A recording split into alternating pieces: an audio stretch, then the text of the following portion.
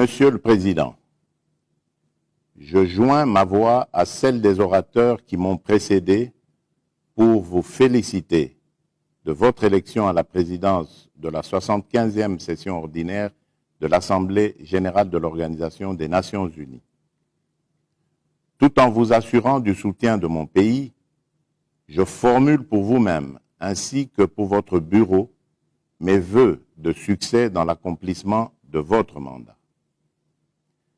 Je voudrais également saluer le travail remarquable accompli par l'ambassadeur Tidjani Mohamed Bandé, votre prédécesseur, lequel, malgré un environnement difficile, a pu, avec doigté, mener jusqu'à son terme l'examen des dossiers aussi complexes que variés. Je tiens à réitérer la confiance de mon pays dans l'action et les efforts que le secrétaire général, M. Antonio Guterres, déploie depuis son avènement à la tête de notre organisation. Monsieur le Président,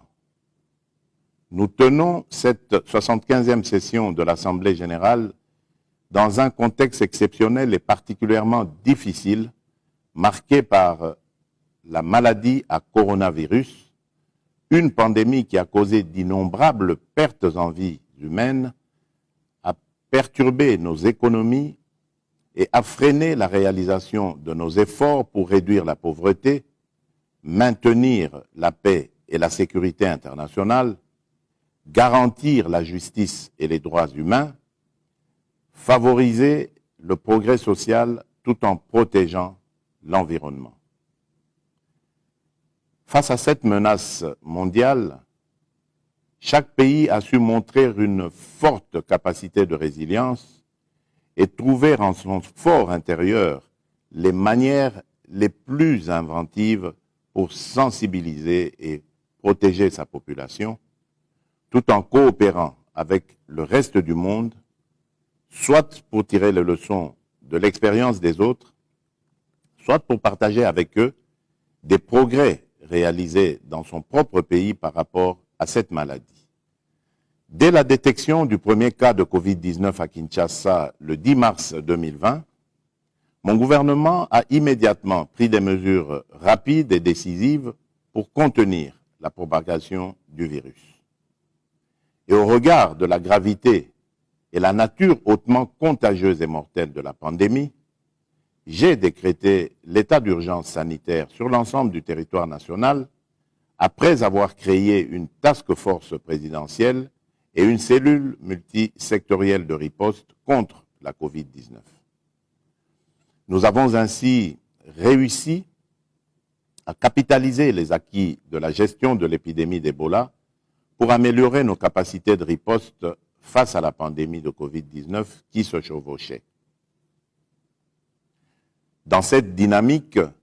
le gouvernement a mis en place un comité multisectoriel et un secrétariat technique qui a élaboré un plan structuré de la riposte contre la Covid-19. Afin de relever les défis variés et complexes qui ont été entraînés par la pandémie dans les secteurs de la santé, de l'économie et de la sécurité, j'avais instruit ma task force ainsi que le gouvernement de travailler en étroite collaboration pour coordonner l'élaboration du programme multisectoriel d'urgence, d'atténuation des impacts de la pandémie, programme que j'ai personnellement lancé le 18 juin 2020. Je saisis cette opportunité pour exprimer toute ma gratitude pour l'assistance apportée à mon pays par les partenaires en ce moment particulièrement difficile et de solliciter de nouveau leur soutien aux efforts et aux mesures coordonnées prises à ce jour par mon gouvernement pour lutter contre la Covid-19 et au-delà. C'est ainsi que mon pays, la République démocratique du Congo, a pu réduire le taux de létalité de la pandémie de 10% dans les premiers jours à moins de 2,5% actuellement. La coordination multilatérale cohérente assurée par l'ONU en général et l'Organisation mondiale de la santé en particulier a notamment réussi à garantir une solidarité internationale véritable efficiente et efficace et a permis de promouvoir une plus grande interaction avec les partenaires au développement et les institutions financières et économiques internationales en vue de mobiliser les ressources nécessaires à la lutte contre la pandémie, ainsi qu'à aider les pays en développement à renforcer leurs systèmes de santé nationaux. La pandémie nous a montré qu'il n'existe qu'une planète, qu'une santé, et que nos sorts sont liés. Pour la République démocratique du Congo, afin d'aider les pays en développement à sortir effectivement de la crise et à mieux assurer l'après-Covid-19, les efforts de la communauté internationale devraient inclure l'annulation et autres allègements du fardeau de la dette afin de leur permettre de mieux se reconstruire. Nous saluons les efforts et les mesures prises par le G20 et les institutions financières internationales en reportant les délais de paiement de la dette et les invitons à prendre d'autres décisions en vue de son annulation totale. Toutes ces mesures de soutien ou le financement supplémentaire des pays en développement ne devraient être liées à aucune conditionnalité et ne devraient pas non plus imposer d'entreprendre certaines réformes de politiques économiques telles que des mesures d'austérité. Aussi, je lance un appel à la communauté internationale à renforcer la solidarité internationale, les efforts conjoints, la coopération multilatérale et le partenariat avec tous les pays en développement, y compris dans le domaine du renforcement des capacités et de l'assistance technique pour combattre et arrêter une maladie qui est notre ennemi commun et démontrer notre capacité à travailler ensemble dans la solidarité. Je reconnais par conséquent le rôle de premier plan des Nations Unies dans ces efforts, y compris l'Organisation mondiale de la santé. C'est la leçon principale que la Covid-19 nous a tragiquement administrée. Une véritable profession de foi en faveur du multilatéralisme au regard du niveau de la coopération internationale dans la lutte contre cette pandémie. Monsieur le Président, le changement climatique constitue une menace pour l'homme et ses droits fondamentaux, particulièrement pour les populations vulnérables. Les effets du réchauffement de la planète et des dérèglements climatiques qui l'accompagnent se font de plus en plus sentir avec acuité dans le monde entier. Ils sont dangereux et s'accélèrent. Face à ces menaces que posent les changements climatiques et la dégradation de l'environnement,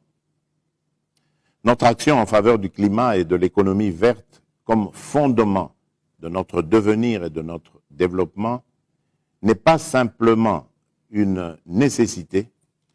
mais une obligation urgente pour un avenir pacifique et durable. Pour sa part, la République démocratique du Congo a pris des engagements contraignants pour réduire ses émissions de gaz carbonique et atténuer les effets du changement climatique. Nous sommes déterminés à tout faire pour parvenir à la mise en œuvre de nos engagements en faveur du climat par la préservation de nos forêts. Conformément à ma promesse et à l'engagement pris au cours de la 74e session de l'Assemblée générale, il est institué en République démocratique du Congo des jardins scolaires, 1 milliard d'arbres à l'horizon 2023. Ce programme, qui a été adopté par mon gouvernement, débute ses activités au dernier trimestre de cette année 2020. Il vise à réaliser un grand chantier communautaire et éco-citoyen de restauration écologique et à fort bénéfice socio-économique au profit des populations urbaines et rurales. Nous attendons par conséquent que nos partenaires respectent également leurs engagements financiers dans le cadre de la préservation des forêts tropicales, notamment celui du Fonds vert pour le climat, créée en faveur des pays les moins avancés. Monsieur le Président, au plan national, j'ai engagé le pays dans des réformes à plusieurs niveaux, dont celui des finances publiques et de l'amélioration de la bonne gouvernance et la réduction de la pauvreté. Sur le plan économique, la République démocratique du Congo a fait du programme de développement durable à l'horizon 2030 et de l'agenda 2063 de l'Union africaine le pivot sur lequel se fonde sa politique de développement. Depuis 2016, le pays met en œuvre les objectifs de développement durable visant l'inclusion, l'équité sociale et la transparence à tous les niveaux. Pour ce faire, mon gouvernement a mis en place le plan national stratégique de développement qui constitue le cadre fédérateur de toutes les politiques et stratégies nationales, provinciales et sectorielles sur les objectifs de développement durable afin de permettre à la République démocratique du Congo de diversifier son économie, encore basée sur l'exploitation des ressources naturelles, et d'accélérer les investissements dans les infrastructures et le capital humain, tout en favorisant les investissements dans les secteurs sociaux. Cependant, il est vrai que le contexte actuel marqué par la Covid-19 représente un réel défi qui ralentit le rythme de l'atteinte des objectifs de développement durable. Aussi, mon gouvernement a-t-il élaboré, comme je l'ai mentionné au début de mon propos, un programme multisectoriel d'urgence d'atténuation des impacts de la Covid-19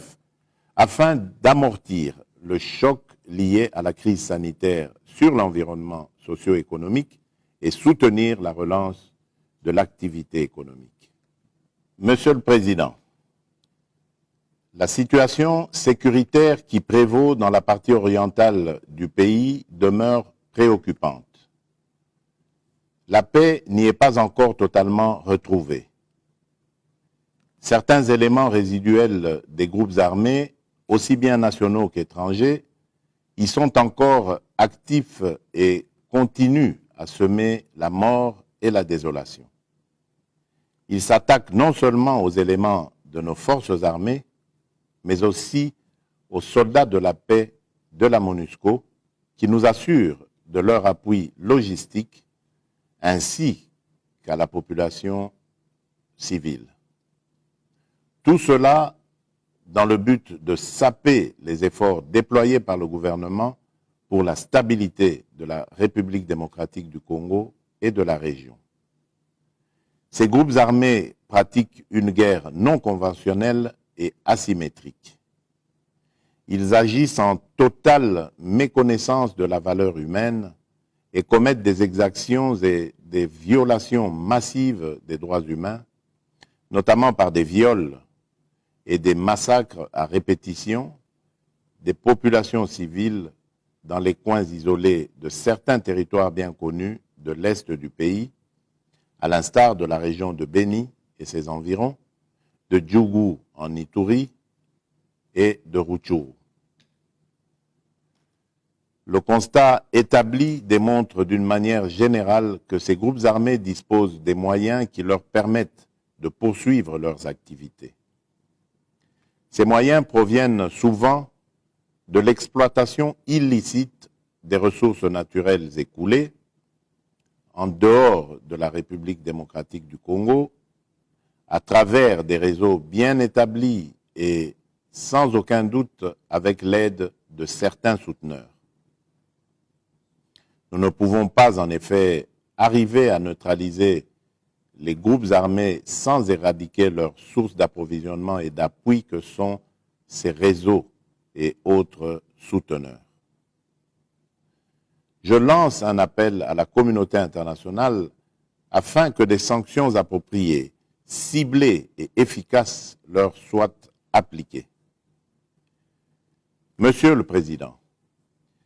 c'est dans ce contexte général que s'inscrivent la revue et le dialogue stratégique pour la transformation de la présence onusienne en République démocratique du Congo. en attendant que nous puissions nous convenir sur les contours définitifs de l'avenir de la MONUSCO sur le territoire national, le vœu de la République démocratique du Congo est de voir pendant cette période de préparation à la sortie le renforcement de la collaboration sur le terrain au sein des unités de la MONUSCO et avec les FARDC afin que la puissance de feu attendue pour protéger la population et restaurer la paix, la sécurité et l'autorité complète de l'État sur toute l'étendue du territoire national, y compris dans les localités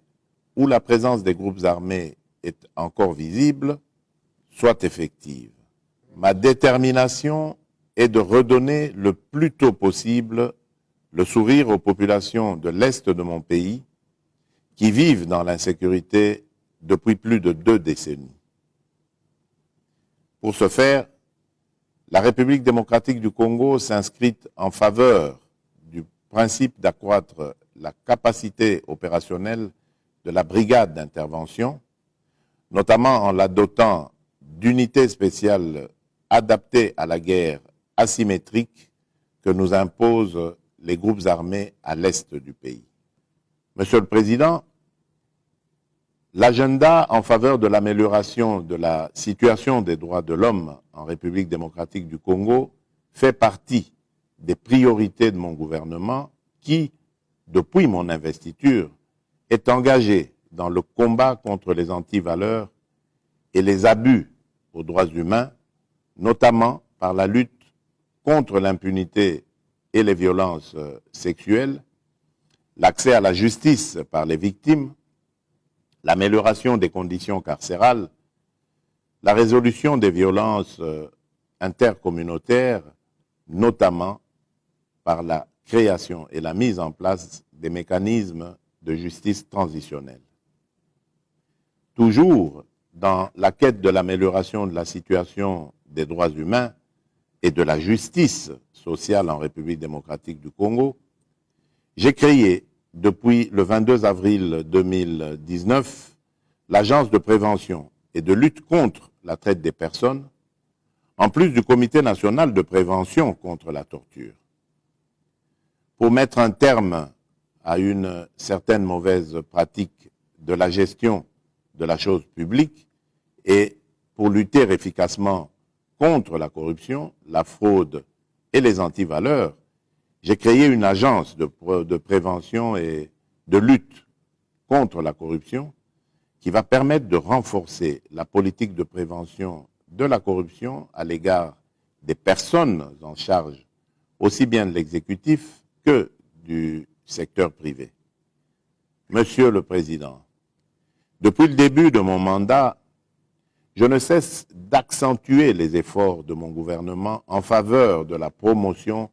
et de la protection des droits des femmes et des jeunes filles. Je mesure combien cette catégorie de la population congolaise a particulièrement souffert des affres des années troubles que mon pays a traversées. C'est pour combattre toutes les formes de violence sexuelle et celles basées sur le genre que mon pays a mis en place plusieurs textes juridiques et administratifs et pris les initiatives importantes. Je suis conscient que, nonobstant ces innombrables efforts, le chantier demeure vaste dans ce domaine. Ma détermination à lutter en faveur des droits des femmes, des filles et des enfants reste grande. C'est pour cela que mon pays a accueilli très favorablement la création, le 30 octobre 2019, du Fonds mondial pour la réparation des victimes des crimes sexuels commis pendant le temps des conflits. L'ONU devrait continuer à assurer la coordination multilatérale, la cohérence et la responsabilisation au sein du système pour garantir une solidarité internationale. C'est pourquoi je réitère mon appel urgent pour la réforme du Conseil de sécurité des Nations Unies, afin de rendre cet organe plus transparent, plus démocratique et plus représentatif de la composition de notre organisation.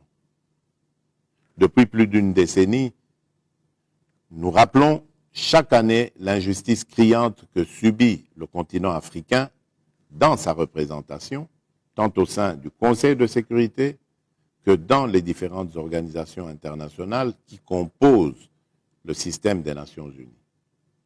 Le sentiment de frustration qui laisse une quasi-indifférence face à cette évidence participe à l'accentuation des frustrations sociales et populaires qui aboutissent parfois à des épisodes de violence dans de nombreux pays. La réforme des Nations Unies doit en outre tirer les leçons de l'expérience en matière de coopération internationale en vue d'assurer une plus grande efficacité aux agences et fonds engagés dans la bataille du développement économique et social.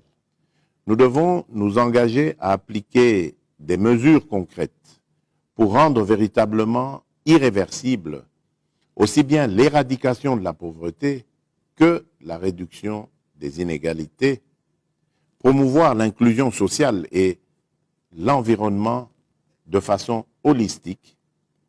renforcer la coopération économique et technique, avancer sur le chemin de la solidarité et du développement et pour préserver la paix et la sécurité internationale. Ainsi, le village planétaire dans lequel nous vivons pourra refléter la solidarité internationale, le respect des droits humains et de l'environnement, ces valeurs qui nous caractérisent. Je vous remercie.